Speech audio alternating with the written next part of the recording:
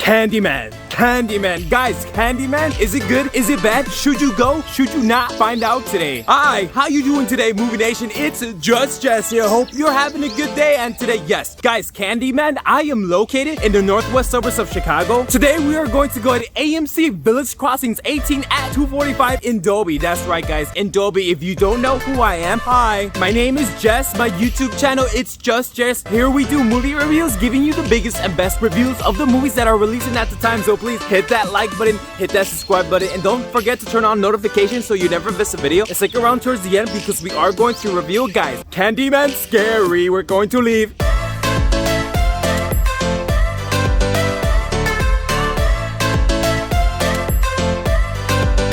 Candy, guys, Candy person. I'm not gonna say his name because this is my second time shooting this video. I'm just not gonna get into that world because if you guys know the story, which in the movie, if you say his name 5 times, he appears, you summon him, which I'm not gonna do. So we got Candy person. It's a horror film. I kind of felt like it was more of a soft film. Right now we're in August and September, and this is no like disrespect against the film. I just feel like we're getting more of these like soft horror films until like Halloween comes, and then those are when we get the scariest films, demonic stuff, bloody gory stuff, slasher stuff, all that crazy stuff film. Now let's address the elephant in the room. I went to go see it in Dolby. Is Dolby worth it for this movie? I want to say yes. If you saw the first one back in 1992, I did not see the first one, so I'm coming at this with fresh eyes. Also, if you want to get the most of the gruesome kills, especially some of the scenes and the jump scares, as well as the slasher scenes with the sounds like the psh, like that, plus you get the deeper blacks, reclining seats, AC, and the bigger screen and all that. Wasn't available in IMAX, so I couldn't see it in IMAX. Some people are gonna be okay with seeing it normal. That's fine too. Anthony, the actor, also played Black Manta, Aquaman. He was the evil guy in that movie. Also, as well, he lives in Chicago. And by the way, guys, I live in the northwest suburbs of Chicago. I live like 30 minutes away. So seeing Chicago portrayed in this movie with the streets, the Chicago River, the lounges, the rooftop bars, except for like the neighborhoods, I wasn't there unfortunately, but seeing like the city itself in the Chicago setting, he's an upcoming artist who hasn't had a gig in a while in the field that he's in. He soon hears of the story about CandyMan after her wife's or girlfriend's brother comes over with her boyfriend, and you know, they're just trying to catch up, and he talks the story about Candy person, which you guys know I'm not gonna say the name. After that, he feels so connected about it that he starts thinking about it, painting about it, writing ideas about it, going to the neighborhoods about it, basically change his whole piece or his next showpiece to resemble Candy person. All of it, like his ideas, his features. He talks to the locals, he goes to the neighborhood. He also gets stung by a bee, but that is very critical to the story. You have to say his name 5 times in the mayor for him to appear. I'm not trying to say this copied who or this copied who, but maybe it was heavily inspired by Latinos because, or this was inspired by this movie because in Latinos, do you guys know that if you say La Llorona, also in the mirror in the bathroom in the dark, she appears, and she's also the story about the girl who killed her own children and then wants them back and kills other children. I don't really know the story about it. I know there was a movie about it in the Conjuring universe. So after he finds that information about that, his whole next piece is about it. There's actually a show about it. He actually starts drawing about the original Candy person back in 1992 with the same actor. He's also in this movie, but I just want to say how like happy he was or like fear he was too, because he's like smiling, giving candy to people, and then like you hear cops and then he still does it, and like that smile was a little bit scary. So the sounds of the slashing parts of the film was few and far between. However, when they do come up, the killing scenes, like the slashing scenes, when people do summon him and like they're obviously think it's fake, we don't really get to see that. The beginning kills, yes, they're great, and we do see a lot of them, but there's moments where the camera like pans out or like we don't really exactly see what's going on, and I'm just like, why? Like the story itself, it's scary. It felt like a scary story with horror elements tagged onto it. I wish we had more scenes with the death scenes, and every single time they have a death scene, there's a lot of similarities, which I'm not going to spoil for you if you do not go watch the movie, or you do decide to go watch the movie. But I just want to know, it's funny because they say his name, something happens in the room that they're in that they can't get out, and then boom, he summons, he kills them. Some of the scenes you see exactly what he does, a lot of gory stuff, levitating people, a lot of blood scenes. But then there's some scenes where I wish we had more. Sometimes they just show a mirror of it, like the girl scene in the bathroom or in the high school. It's just like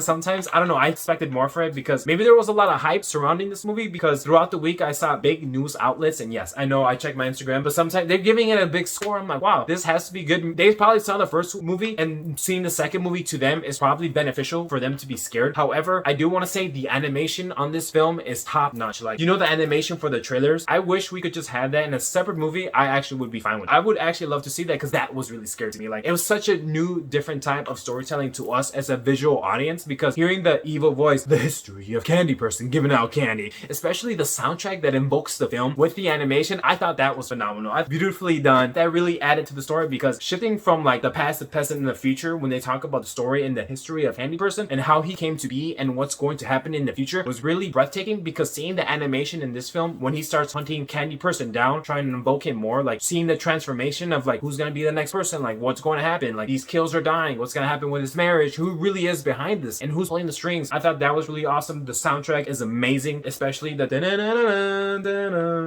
that was really awesome. Stay until the end credits, because they do give more of the animation on the right side with the casting, the crew members, and all the people that worked on this movie. It really adds more history to it. One thing too is like, why do people who have sex have to die in almost like every scary movie? Like, why? Like, me and you probably have sex. It's like, oh, why? It's just a pet peeve of mine. It's like, damn. And they're always the first ones to go. Whatever, that's just the side note. It's a short movie too. It's not really long. And the death scenes, the scary scenes, the jump scenes are few and far between. When they do happen, it's very nice to see them because they're not utilized all the point. It felt the scary stuff more was because of the story and the continuation of the first movie and what's going to happen in the future. Candy Person, I just want to say this is, to me, it's an alright movie. I guess there was a lot of hype around it. Like, I don't know, I guess I just wanted more. However, the animation, the soundtrack, especially the storytelling was scary enough that I was like, yeah, this was worth going seeing in the movies. But I don't know, I guess hopefully we get a third sequel. But some of the bloody gores and the action sequences, the killing scenes were amazing. I wish we had more of that though. Alright guys, that's gonna be everything for me today. I hope you have a great day, and let me know if you ever need anything. If you had it already, please hit that subscribe button so you never miss a video, and don't forget to turn on notifications, and I'll see you next week guys. Take care.